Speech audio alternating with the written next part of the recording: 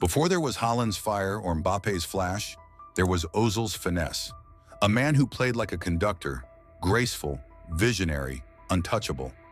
Mesut Özil wasn't just a midfielder, he was the midfielder.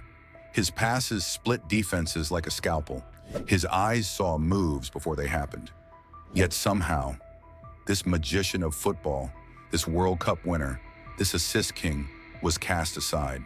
Betrayed, silenced, buried alive in plain sight. What happened to Ozil is more than a fall from grace. It's a cautionary tale of politics, pride, and power. Buckle up. We're diving into the legend they buried alive. The early years, from Gelsenkirchen to Galactico dreams. Born in Gelsenkirchen, Germany in 1988 to Turkish parents, Ozil's rise was anything but ordinary. He honed his skills on gravel pitches, dodging tackles and stereotypes alike. By the time he joined Schalke, people already whispered about his touch, so soft it could cradle clouds. But it was at Werder Bremen where he exploded. By 2010, he'd racked up 17 assists in a single Bundesliga season.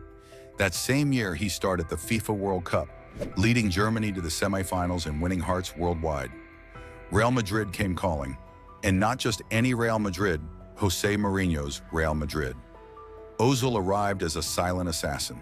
By the end of his first season, Arsenal's genius buy, the £42.5 million masterstroke.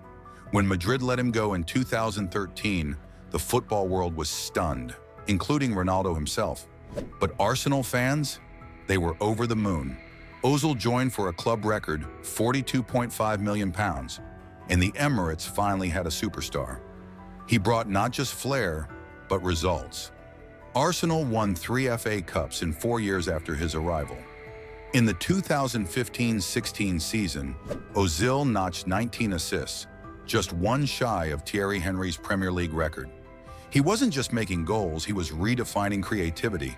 Elegant flicks, vision no one else saw, the ability to make a pass that no one knew was possible. Ozil wasn't loud, he was art in motion. The German national team fallout when politics overruled performance. And then came the silence, the tension, the turning point. In 2018, Ozil posed for a photo with Turkish President Recep Tayyip Erdogan, sparking media backlash in Germany. Critics accused him of disloyalty, ignoring his heritage and turning a blind eye to his contributions. Even when the German Football Association, DFB, failed to support him, the headlines didn't stop. Arsenal's downfall, from playmaker to pariah. Back at Arsenal, things weren't much better. After signing a lucrative £350,000 a week contract in 2018, Ozil suddenly found himself benched. First by Unai Emery and later by Mikel Arteta, his creativity was labeled lazy, his work rate insufficient. Was it his outspoken stance on global politics? We may never know, but by 2020, Ozil was left out of the Premier League and Europa League squads entirely. The same club he helped lift had shut the door on him, and hard. The Fenerbahce chapter, the Prince returns home. With European doors closing, Ozil turned east. In 2021, he joined Fenerbahce, the Turkish club he dreamed of playing for as a kid. But even that fairy tale soured quickly. Injuries and disputes followed. By 2022, he was again frozen out, benched and eventually released. He briefly joined Istanbul Başakşehir, but his body couldn't keep up with his vision anymore. The shadow of politics. Why was Ozil really silenced? To understand Ozil's fall, you need to look beyond football. His courage to speak out for Uyghur Muslims, against Islamophobia, and in defense of his dual heritage, cost him more than most fans realize. While players today post about humanitarian causes with corporate backing, Ozil did it alone, with no club or sponsor standing beside him. In 2019, he called out China's oppression of the Uyghur community. The backlash was immediate. China pulled Arsenal matches off air, and Arsenal issued a distancing statement. These are Ozil's personal views. Translation: don't mess with the money. Ozil didn't flinch. He continued to advocate, sacrificing endorsements and TV rights, knowing it would cost him everything. In a world where silence is safety, Ozil chose to speak. And for that, they turned the volume down on his career. Legacy on the pitch, the art of the assist. Let's talk numbers, cold, hard stats. Ozil's ability to create chances was otherworldly. Between 2008 and 2020, he produced over 220 assists across all competitions. That's more than Iniesta, more than Xavi, more than many Ballon d'Or nominees.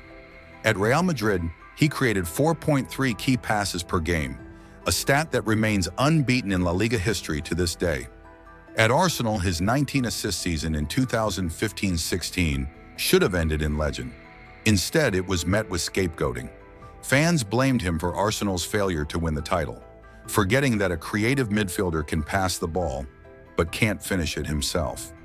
If Ozil had a Suarez or Lewandowski up front, we'd be talking about record-shattering numbers.